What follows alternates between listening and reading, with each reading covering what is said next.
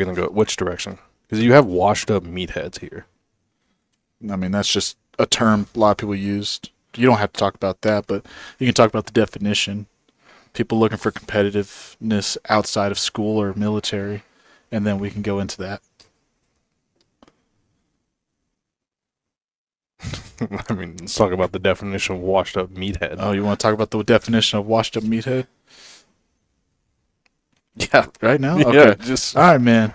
So the definition of a washed up meathead. So you've seen those guys that like play sports in high school and like they don't go to college and they don't really go off to military, but like they have that competitiveness. They want to keep lifting weights or running fast or something like that. It's mainly lifting weights. Most people just stick with the strength training. That's the washed up meathead. Just a guy that's like not past his prime in any regard at all. He's still young, or a woman, but it's like they're looking for that next adrenaline rush and then that next competition. But like life doesn't really offer you that in the cubicle, you know, or in life in general. And so I think a washed up meathead is just a fun little term where it's just like you need to find a way to stay in shape, but you enjoy lifting weights. All right, let's use lifting weights for an example. And the way this would go into like athletic development for Gen Pop is like, sorry, my bad. The way it can go into athletic development for Gen Pop is just like with athletic training, it keeps it fresh, it keeps it simple, and it keeps it open to change. Because like when you get into like strongman or powerlifting, a lot of people just go towards, let's say powerlifting, the big three, maybe some accessories, some variations, but like a lot of people don't really tackle any other proponent of their training after that, you know? I think when it comes to athletic development training, I mean, adding stuff like strongman makes a difference. It does, and I think a lot of strength conditioning coaches have adopted strong. It's a combination of all of it, really.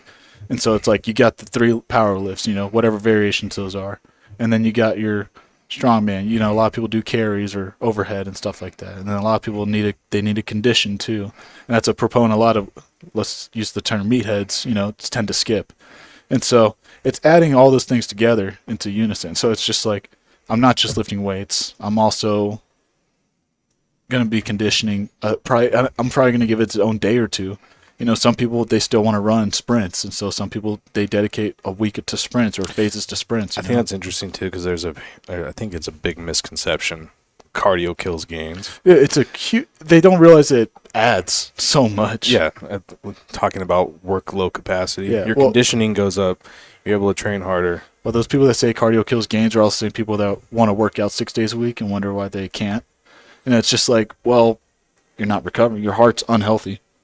It's usually like, are we getting background noise? There's a leaf blower Okay. outside. That's what I'm hearing. I didn't know what that was.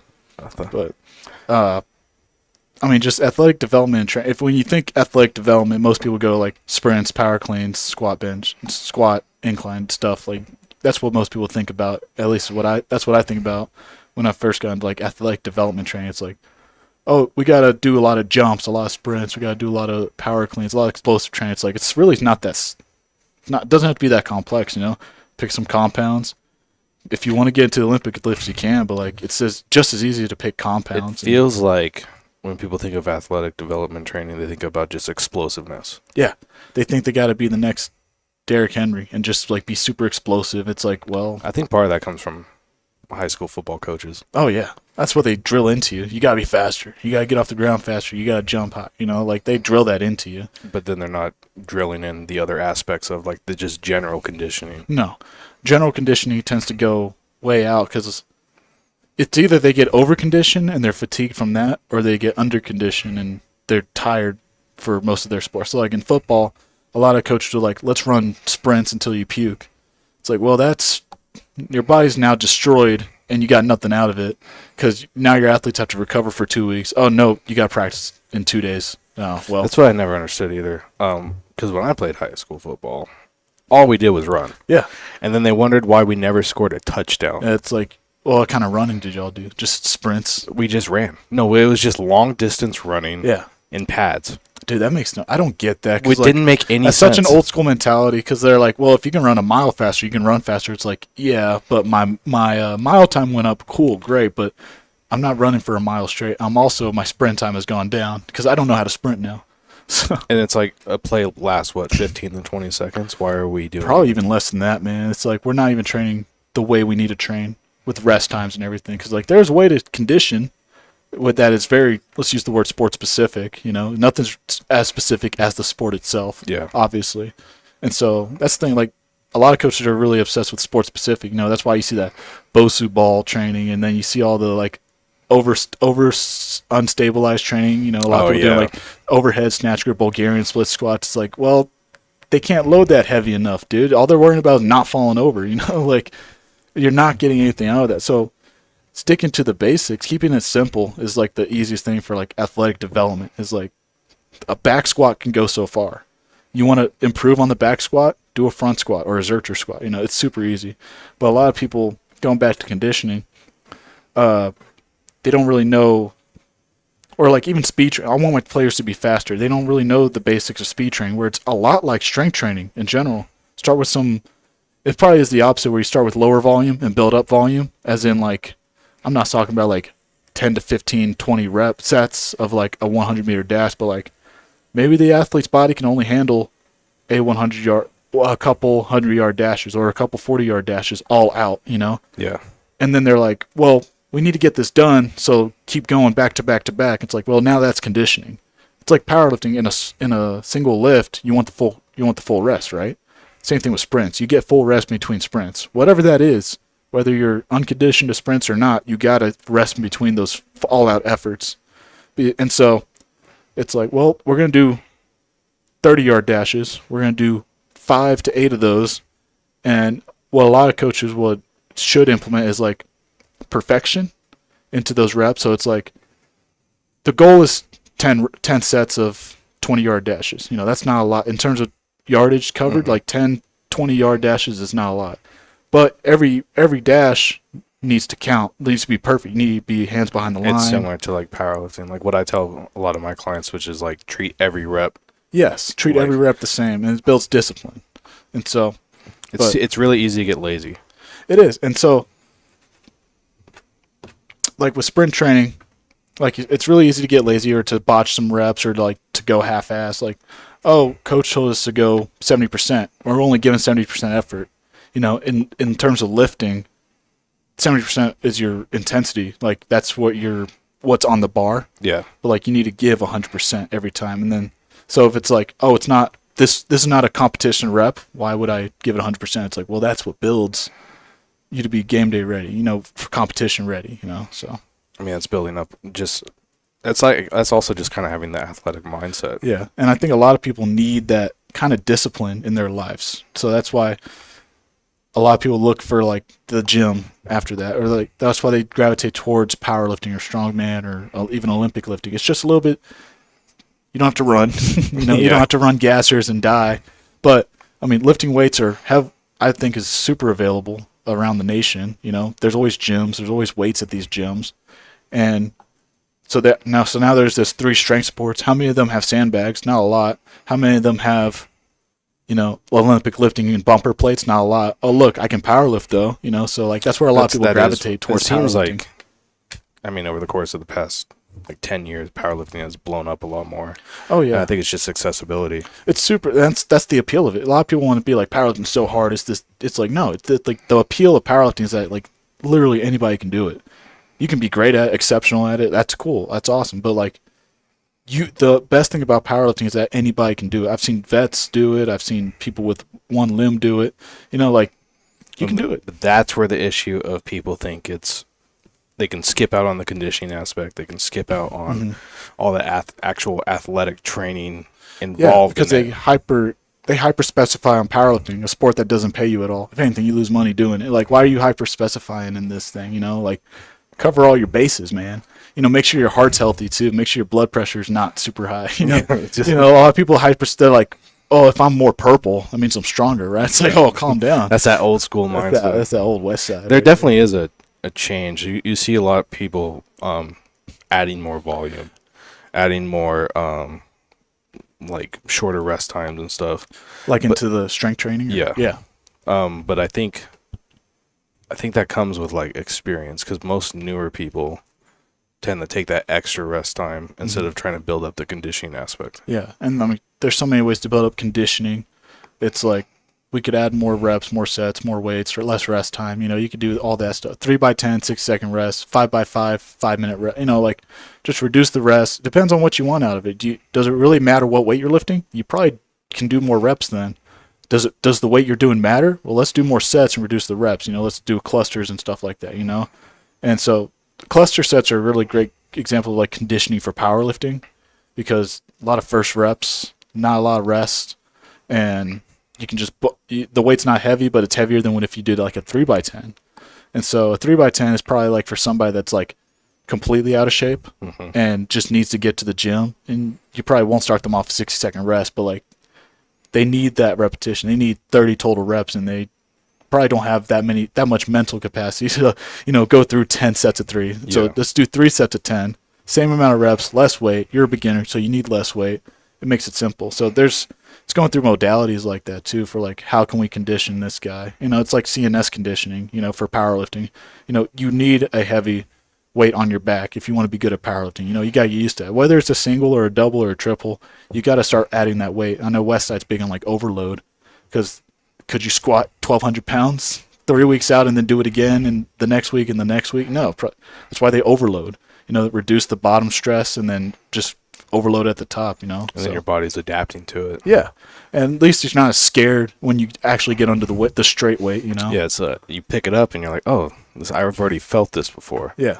But then you get to the bottom and you're like, oh, this is heavy at the bottom. Yeah, like a lot of strength conditioning coaches, they do for the squat. A lot of them want to build the front squat and the back squat, a high bar back squat. Typically, it doesn't matter high bar or low bar, whatever you're built for.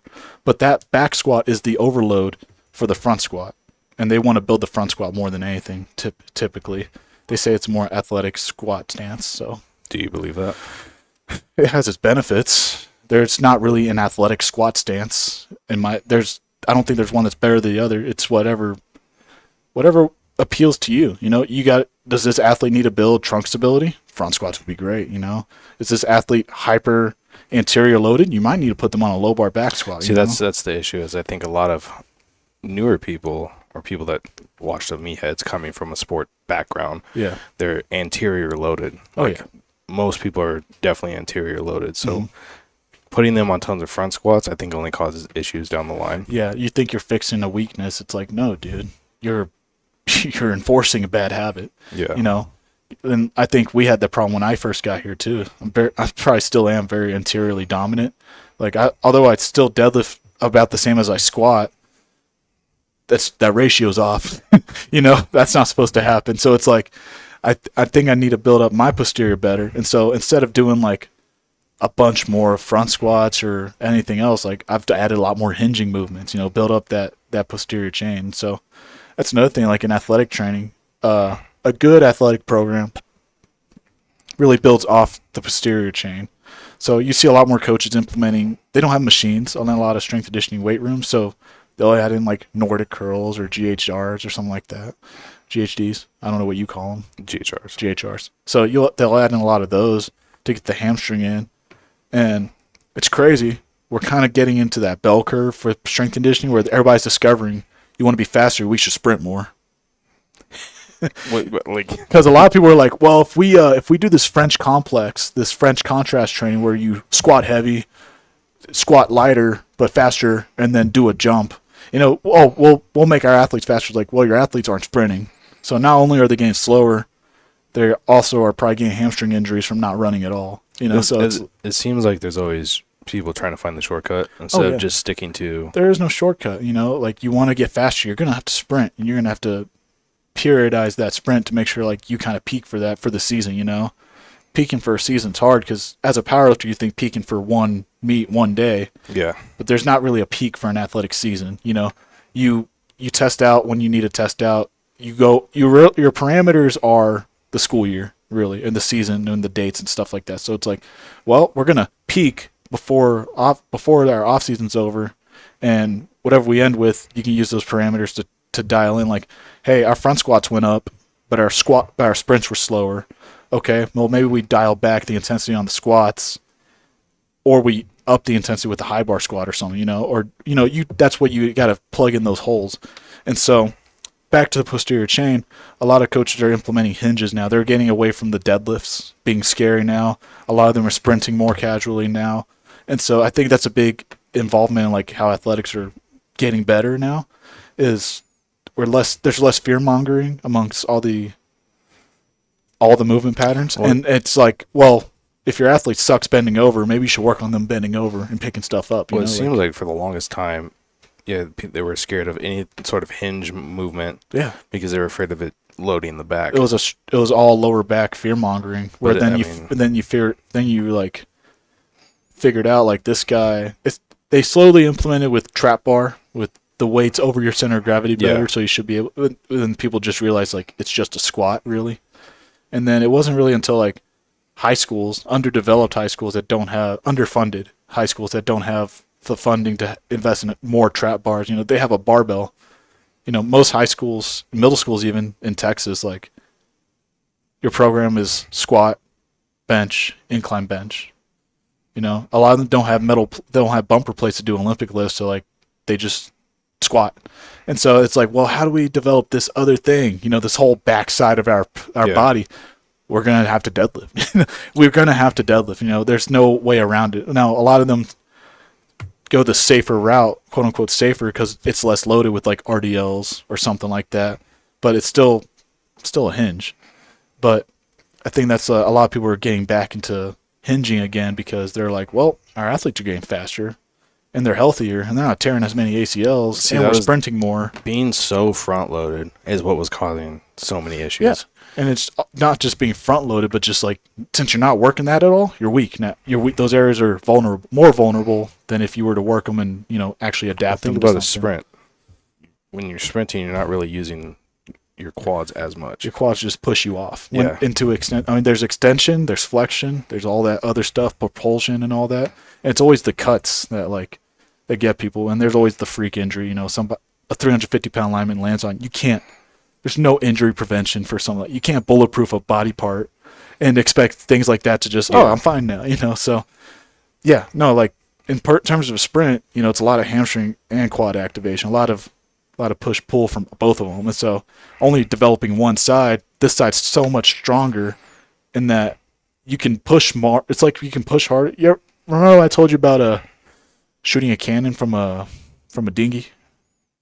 You're shooting a cannon you're shooting a cannon from a boat. It's like you got so much push, so much propulsion, so much anterior lift. You're such a concentric athlete, but like you have no backside, you have nothing to push off of. It's like having legs that can squat 1,000 pounds, but your trunk can't hold 5. That makes sense. Yeah, and so it's basically that. So you're trying to shoot a cannon from a battleship, so you got to build that battleship. You don't want to shoot it from a rowboat because you're going to destroy that boat. Yeah. That boat can't even hold the The cannon, glass cannon. a glass cannon. So that's exactly it. But yeah, there's that. And then I think like just with athletic training in general, it helps with like different positions because you can really.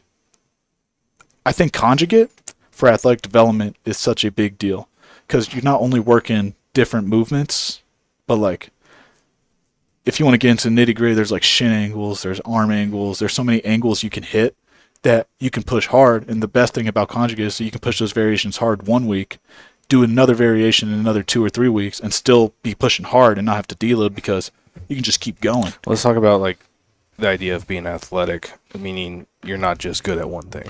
Right. You're concurrently good at multiple things. All your facilities are taken care of. And the issue I think too is like, say you're after high school, you're working your job. It's like a cubicle job. What are you doing? You're just sitting. You're getting stuck in the same movements over and over and over again, and that is not building any sort of athletic development. No. And so to go to the gym and then just focus on something that you've already been doing, like so sitting, driving a car, all that stuff uses your quads. Mm-hmm.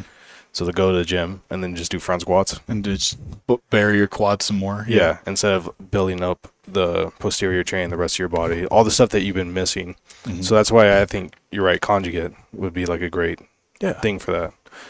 And I think a lot of people implement deadlifts after high school, and they don't know how to either. And so it's like they get hurt because they try to max out, and they're like, well, I didn't even build a base for this. And so Well, it's like, so a lot of people don't know basic programming principles though. They don't know to start light and go heavy and build up heavy. You know, a lot of people don't know that something as simple as that. They just go all ham because they're still athletes in their minds. And so breaking those kind of habits where like it's okay to back off. There's no competition anymore. You can back off. Just focus on making this thing better, and that way it will make everything else better. But it's also got to break that high school mindset where like more is better, and it's not. Rarely, probably 30% of the time or 80% of the time, that's not the case. Where more is better, you know. Well, I mean, look at when we all first start lifting. It's like, oh, I want to go every single day. I'm gonna max out every day. SPD every day. SPD every day. Max and then, out. then Like, you why start- am I not getting better? Yeah, you start regressing quickly. You start realizing like, oh, this rest is way more important. Mm-hmm. But if you have, it's also just having that athletic mindset. Yeah, and the thing is like, what makes like good powerlifters is like you've probably seen a lot of the good powerlifters. They were former athletes, you know. Maybe not in terms of mindset, but like in terms of physicality, they are healthy and other facilities. You know, they already had a strong posterior chain. You know, they just They had have a base. They had a good base, and it's not just power cleans. It's not just sprints, but they had other bases covered. We're like just getting into powerlifting and just pushing that. Like you're probably gonna skip some things. You're like, I don't want to do the treadmill today because that's gonna affect my squat. You know, this week. It's like, well, no, it's not. It's gonna make you feel better probably by then, but you got to learn those moments. So a lot of the top powerlifters, they were former track athletes, typically shot puts or short distance, really good football players, stuff like that. And so they have that base, and a lot of people think it's like, well, it's because they jumped, sprinted, and power cleaned all this. And it's like, no, They built up the they built up the athleticism. And yeah, there might be some genetics that play into that, but like they built up to that point. You know, they didn't hit the ground running. You know, they built up to that. Do you think people that, you know, they have that base, then they take a few years off and they come back? Do you think too many people skip that rebuilding of the base period and they just think like, oh, I used to be such a big athlete, let me do this now? Oh yeah, dude. I mean, even like people that are like 50 years old, they haven't trained in 20 years. They go back like and they start running their high school program from back then. They're like, I wonder why I'm so sore. Then they don't go back because they're so sore and they don't want to feel that. That's unpleasant, I guess. Unpleasant. It's unpleasant. But like a lot of people don't. A lot of issues with like high school or even some college programs. Like a lot of kids, and there's a lot of information out there now, you know, about programming and stuff. But like even when I got out of high school, there wasn't too much about athletic development training specifically, and it was like. Forgot where I was going with this. What were we talking about? Starting strength. Yeah. And so it was just like there's not a lot of programming principles or basics out there. It's just like, how can I get my deadlift up the fastest? Oh, well, let's start off with a top triple. We're going to ascend, then we're going to do ascending sets of 7. It's like, well, no, like I haven't deadlifted ever in my life. How do I start deadlifting? You know, they don't even go over that. You know, you might have the how to deadlift basic like technique one, but like a lot of people aren't going to be like, maybe you should start off with like a 1 set of 3 at like a plate just so you can get the pattern down. And if that doesn't hurt, then just keep going up in sets and then build a base with like volume. And so, you know, like they don't have a lot of things. Well, like one of the that. oldest ways to just build like a linear style, and I've seen this work. I've seen guys that have come in, they hadn't lifted in like 10 years. Yeah. And so there was one guy in particular I used to train with, and he started building up over time. He was well stronger than deadlifting a plate, but he started with a plate. He did a 5x5. The next week he added 10 more pounds, did a 5x5, and he started doing that until he got to a spot where it's like, started actually feeling heavy. And he stuck to that 5x5 until one day it was like, oh, I can't do a 5x5 here. Yeah. Let me back off, rebuild back up, get to that 5x5. Just super linear. And just keep it as linear as possible. Yeah. But it's like, it's such a safe way to do it while learning the movement properly. Yeah. Well, like me and you both know, training is more feel than anything, and so a lot of people don't have that feel. Basic part about getting into training at first is like you kind of got to start articulating some things and putting words to it just so you understand, and then you start getting into the feel. You know, like how training is supposed to feel like. But you know, with linear, that builds that. It gives them that path. You know, like if you do this, I guarantee you'll build something and you'll get the coordination and the pattern down now. But then a lot of people don't have that voila moment where it's like, well, I need to start, backing off and then rebuilding from here. Where like a lot of people just need to like get into the gym and just learn the movement. That's like a couple sets of like low volume, just like get used to that pattern, and then you can start getting a stimulus out of that. But a lot of people, like you said, just go full on. They start too hard, they start too heavy, and they're like, I don't know why this doesn't work. It's because a lot of people don't understand, like, say, what a 50% feels like versus a 70% versus like a 90%. They just think heavy is heavy or light is light. Yeah. And it's not just that. It's based on literally how you feel. It is. Like a 60% one day could feel like the lightest thing, but I've had days where 60% felt super heavy. Yeah. Well, that's where like things like perceived exertion, like RP or something like that, that's where it's like kind of nice, because once you start going through those percentages and start plugging them in, you don't need to have those percentages plugged into your RP, but you start noticing your 5x5 with 75%. You start noticing those are getting a little bit easier. Like, okay, now you got to learn what it means to fail. Mm-hmm. So whether you do an AMRAP or a 1 rep max and you fail it, that was a 10 or more. And so then you've obviously had a set where you grinded, so that's a 10. That's a 10. Where you fail is past a 10, obviously, but like where you grinded and that was all you had, that was a 10. But now, if you drop down 20 pounds on a squat and you can only do a single with that weight again, but you can't double it, okay, so like what is that for you? Is that still a 10? Because now you're adding reps in reserve. Is that 1? Is that 1 rep in reserve now? So it's like, how do you gauge? And that's the thing with RP. RP's feel, but like you can gauge it differently. It's just asking somebody, how did that feel? Oh, that was an 8. It's like, was it really? Like how many reps did you have? Oh, just like 1. It was like, that's not an 8. That's probably not an 8. But you're putting numbers to an arc. It's something that's supposed to be feel again. Yeah, it's like there's super arbitrary. It's arbitrary. You got to know how it feels. Like obviously, like you can hit a set of 5 and it moves great. You're like, yeah, that was a 10. Like that was. I don't care how fast it moved. I died during that set, let's take this as an example. Let's take a close grip bench. Mm-hmm. You know how fast the triceps just die. Oh yeah. So say you're doing like a set of 6. Yeah. And it's fast, and then you go for the 7, and all of a sudden you just can't lock it out. Would that be a 10? That's a 10. But if you were to take that last rep out of the equation and just do those first 6, and they were all super fast, what would that be? As a coach or an athlete? As an athlete. As an athlete? Because you can't. It would be hard to gauge that. Your 7 reps was a 10, but your 6 reps might have only been an 8, a 7, and so you got to go heavier for 6 reps. Some people just have that drop off, Yeah. And so like now where your RP 10 is for a set of 7, but your set of 6 is a whole different thing, and you got to go up and weight for that probably to get that 10, which then now is your set of 5 is an RP 8 or something, And I feel like as the reps get lower, the RPs are kind of closer. But that's what that's when we talked about as a coach. You can't really. No, you can't, because like you have an athlete. She goes until it doesn't, and it all looks the same. Yeah. And so it's like how you can't even do RP.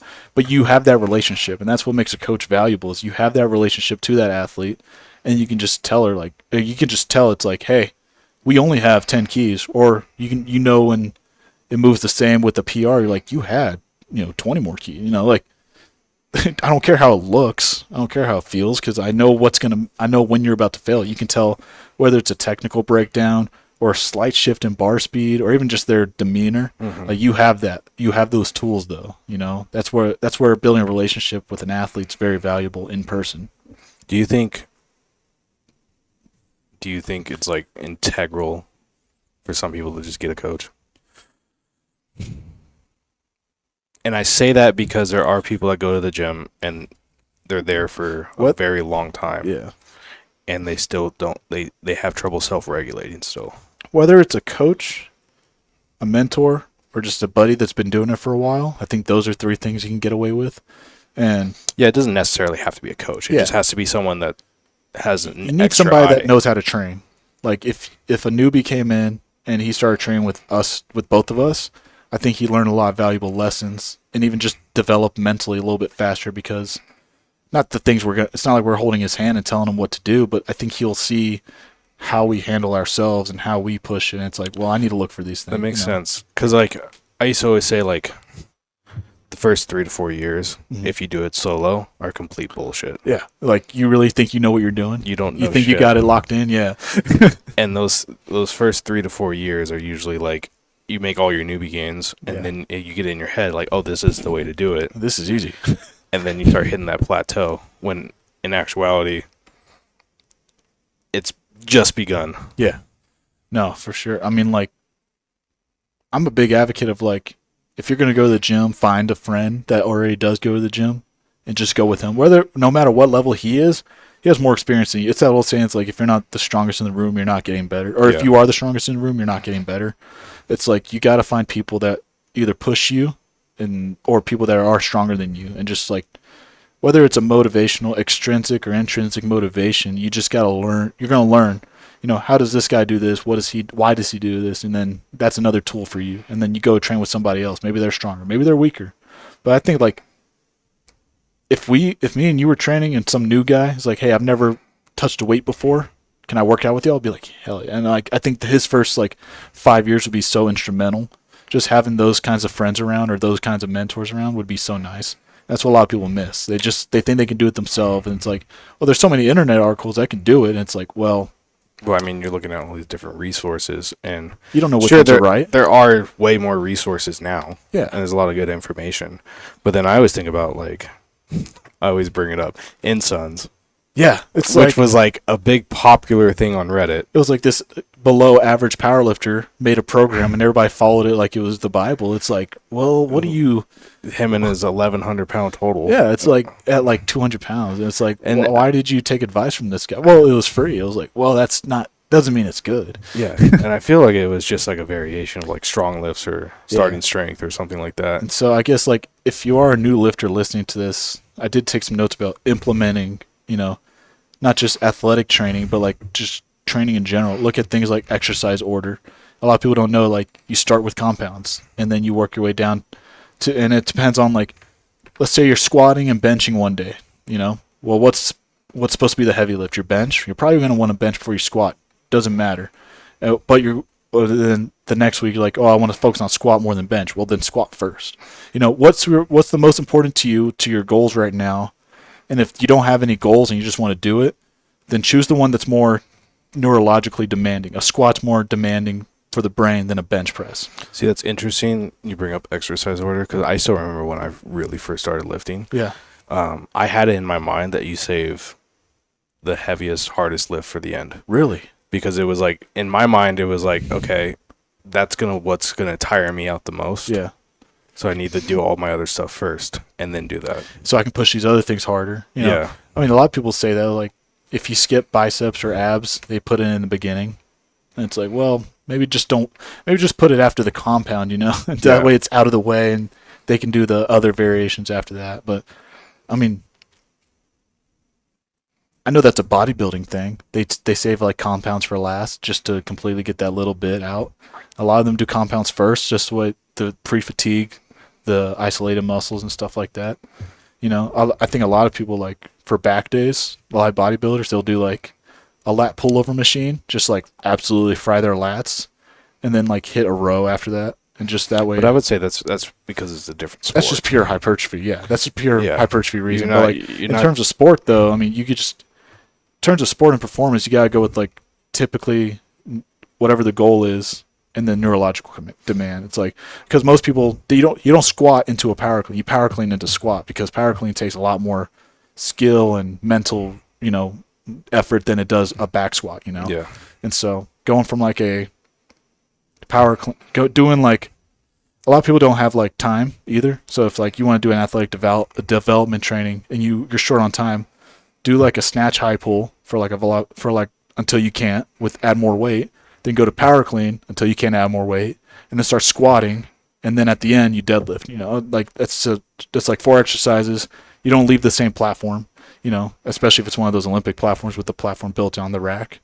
And it's like, well, you just tackled so many things right there, so. But I mean, we've also talked about this before. There's almost no reason why your workout should be more than like an hour and a half. No, I mean, if you're 2 hours tops. I get like talking to friends, it might go to like 2. Or but, maybe like, some strongman stuff because half of it's setting up. yeah, exactly. Yeah. And like those people that come in, it's like, yeah, I got a 3x10. It's like 12 accessories. It's like, no, dude, you don't need all that. But it's like incline bench, flat bench, decline bench. It's like, we got to hit all 3 sides of the chest, bro. You know? I mean, if you want to like make it easy, you just do your main, you do a secondary, Yeah. and then 4 accessories. Yeah, exactly. I mean, it's super simple. It's that easy. But a lot of people don't know it's that easy. They gotta check off every box, you know? And so it's like, well, I need to hit biceps this week, but I need to hit biceps 2 times a week because I need to hit this many sets. So I need to hit biceps this day and this day, but that doesn't work. And then it gets all this it just gets complex when it shouldn't be. It should be like, what are you bad at? What do you need to work on? And for your variation, for your lifts, just think about, what are you weak at? Or is there a certain pattern you have to reinforce? You know, like you suck on your chest, do a long pause. Are you straight up just weak on your chest? Maybe we should do some dumbbell, you know? Well, that's also the idea of do the shit that you suck at. Yeah. It's the easiest way to get strong. It's just, what do you it's suck really at? easy to just keep going in and doing what you're good at. Dude, actually, I would say it's harder because, like, you'll get to a point where, like, why am I not getting better? Because that shit will just stall so hard. I say as a newer person. Yeah. Yeah, like, I've never deadlifted before. Dude, you don't know what you're about to get into. You're about to make so many gains if you're smart about this deadlifting now, you know? Like, just makes you a better person. Squatting or benching or something, you know? Because, I mean, even bench press has fear monger, you know? Like, it hurts your shoulder. It's bad for your back because you arch, you know? Like, so it's just... That's such a wild concept. It's a lot of people, they don't know, I don't know where those come from because I never got hit with those as a kid. Maybe it comes from a coach, and that's why I had a good coach in high school. Maybe that's why I didn't get it, but... I mean, a lot of people come out of high school or college with those kinds of things. Like, yeah, I don't deadlift, bro. It's bad for your back. And plus the hypertrophy. I was like, well, I'm not talking about hypertrophy, idiot. Well, it also talks about like 2 things where it's like, if you feel it a lot in your back when you deadlift, you're deadlifting wrong. If you feel it a lot in your shoulder when you're benching wrong. Yeah. It should feel like a whole system is working and there should be no injury. Like, that's the thing. But that's the hard part for people to understand is like, sometimes you just have to do 1,000 reps before it starts to make sense. Mm-hmm. And instead of just skipping it, why don't you figure out what you did wrong?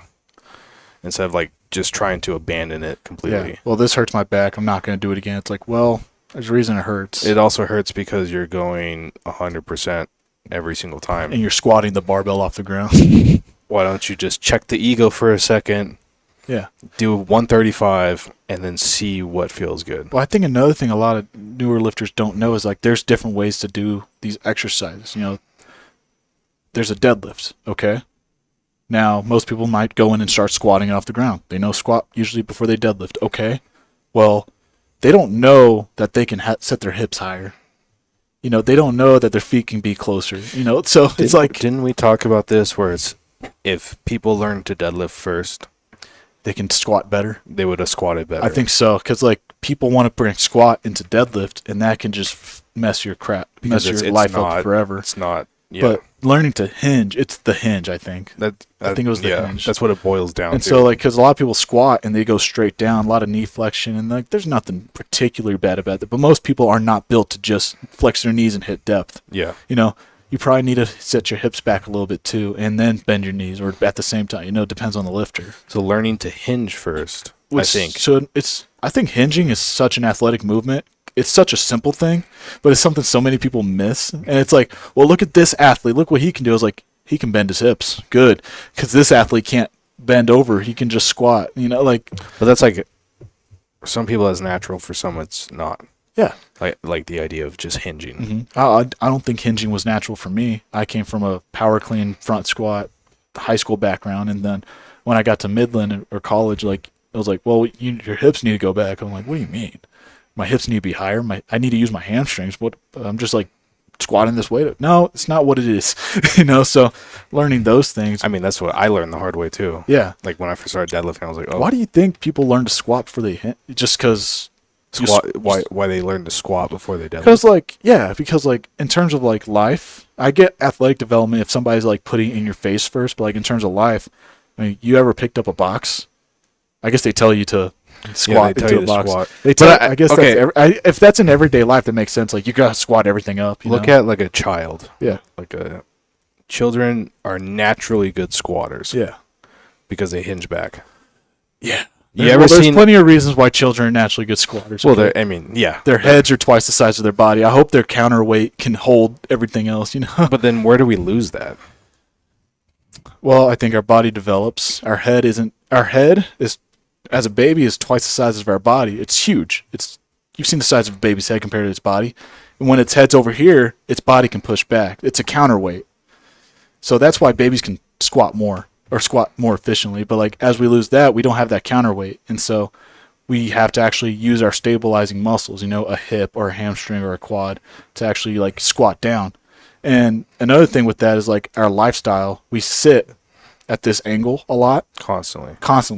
A lot of cultures where they have to squat to wait, or instead of sitting, or even like sitting on the ground, adds more mobility needs than like than squatting. Like if your culture is squatting and waiting, sitting on the ground, anywhere where you have to bend over and stand back up all the way instead of this half-ass sitting.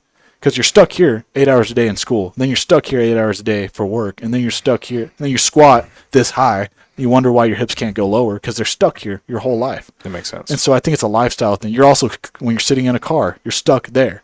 Yeah. So that's why I say, like, with a car especially. One thing I notice a lot with cars, if you ever look at people's feet, their right foot will typically kick out a lot. Yeah, dude. It has like more mobility or something too. And it's because when you're pressing on the gas, you tend to get lazy and you tend to like move it to the side. Yeah. And over time, that's just doing that. That's just building up over and over and over. Oh, dude, again. I can't tell you how many times I've been walking like on a treadmill and I've like noticed this leg like kind of comes in a little bit more or goes out a little bit more. I'm like, when this one's just perfectly straight. Lay And down. I'm like, God.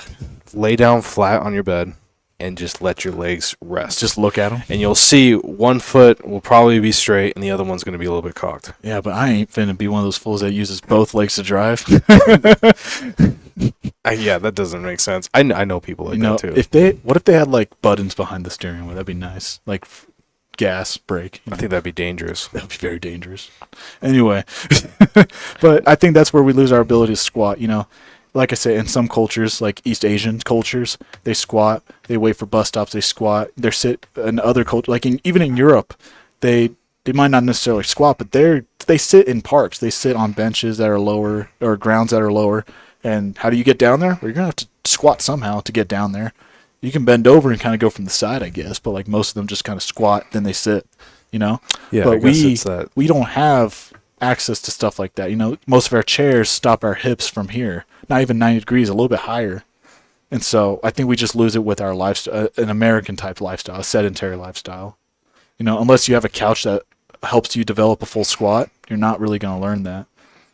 And so like we just miss out on. But it almost seems like when you first go to sit down, you're hinging back. You think so? A lot of people just plop. A lot of people just plop down.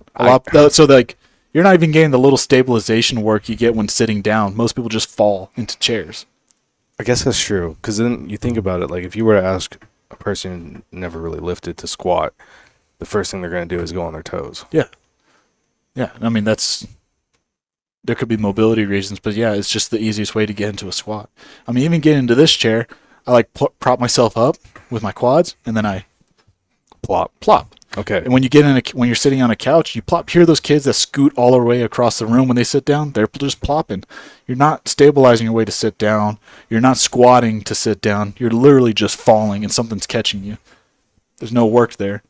And so sedentary lifestyle, no reason to use posterior chain other than maybe picking up a box once or twice in your life.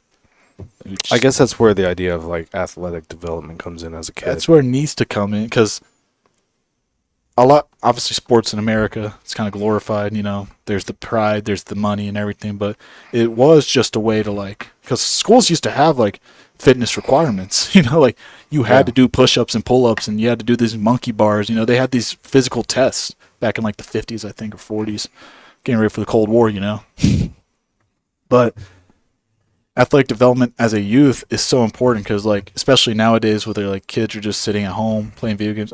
That's what I did. I stayed at home, played video games, never went out. I wasn't climbing trees or drinking hose water. I was watching TV. I was watching the Teen Titans. And so athletic development in terms of when I got into middle school and I started learning developing that athletic needs, I learned a squat pattern. I learned to hinge. I learned to press and push and pull. And then it's where sport comes in to teach you how to compete and discipline and drive. So that's where a lot of people, the weight room teaches discipline. It's like, no, you should have already had that. The weight room fills gaps in your sport. That's where it should go. But in your sport where you want to be better at this position or at this sport, that's where you need to build discipline. And why do you want to be better at this? How do you get better at this? You fill your gaps. You go to the weight room. You start sprinting more. You practice better. A lot of people miss that aspect of sport where, like, it's the mental aspect where they work on this thing where they lift weights, they sprint hard, they jump a lot, but they don't know how to play their sport still. Because, well, this is not teaching you how to. If you suck at catching a football, it sounds like you need to catch a football. But let's go back to my high school where we didn't even do that. Exactly. So it's like you want to be good at the sport, but all you're doing is basic athletic development and no sport practice at all. That's the issue. And that's where a lot of people think of, like, sport-specific training in the weight room. There is no sport-specific training in the weight room. You can fill energy systems. That's still not sport-specific because the only way to get better at that energy system is playing that sport.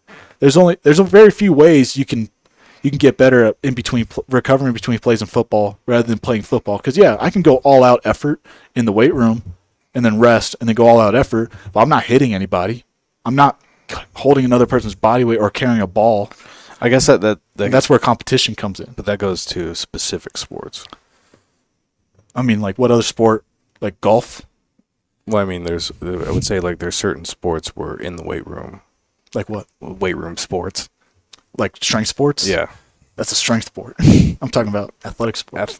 I'm talking about field sports mainly. Okay. So field sports, court sports, even a sport like tennis where you can build a lot of those facilities in the weight room still, but it won't make you better at hitting a tennis ball harder or faster, so.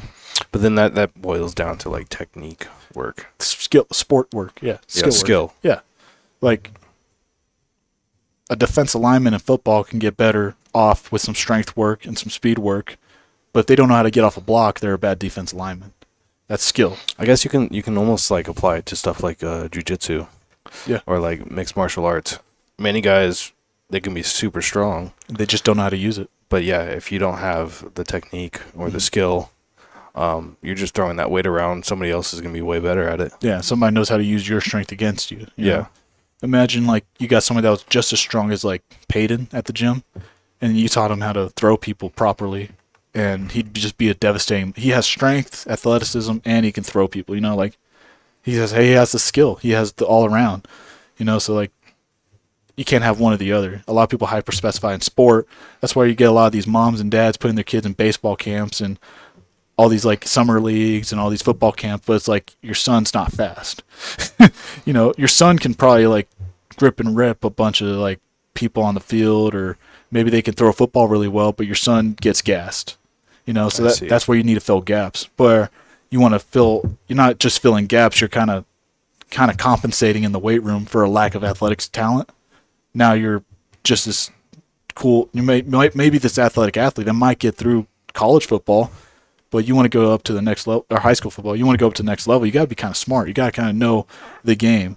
You got to have that experience, and you can't beat experience when it comes to sports. I feel like you've seen you've heard those old stories, like the old guy does the sport better than the young guys just simply because he knows the sport better. He has more experience. He's old. He's not as athletic. He has creaky bones and joints, but he knows how to play the game, and that's why he's still in the game, and that's why he's better than all these other young guys. Not just because it's not because he's over athletic. That might have helped him when he was younger, but to stay in the sport that long, be scared of the old man and the young man sport. It is scary when you see some old guy on the football field that's like 40 years old. You're like, oh, that's not normal. This guy's a freak. It's usually an offensive lineman or something. You're like, well, a 40-year-old offensive lineman, now that's creepy. He's probably seen every type of block. So they have all this like game sense. Yeah, like dude. They're able to It's almost like that level of experience brings all that intuition with it. Oh, dude, it's like it's a stupid example. You ready for this? When I was a mover, you move from so many houses, you've kind of seen every layout of a house. Everybody has the same Target couch or the same Wayfair shelf. Yeah. You already kind of know what you're getting into by off the notes or like when you see the house. You already know how you're gonna pack this house before you even quote the customer. And so it's a lot of those things. Like the more you do it, the better you're gonna be at it in general. It's like it's like the samurai. A lot of those guys that they practice with their sword all day, and then they actually get into a battle, and then they get cut down because they've never actually went up against another person in their life. But I mean, that's cool. It's a whole different thing. Yeah. That's a whole different thing. But there were schools for like samurai for stuff like that, so. But I mean, that boils down to the weight room too. If you're not doing the movements enough, You got to do the movements. Whether it's just for like maintenance and health or if it's to like fill that gap to make you better at that sport, you got to do the weight room. You got to sprint. You got to do the field. You got to do all of it. And you got to find that balance, Some sports require more skill than athleticism. Some sports require athleticism more than skill. You just got to figure out what that balance is.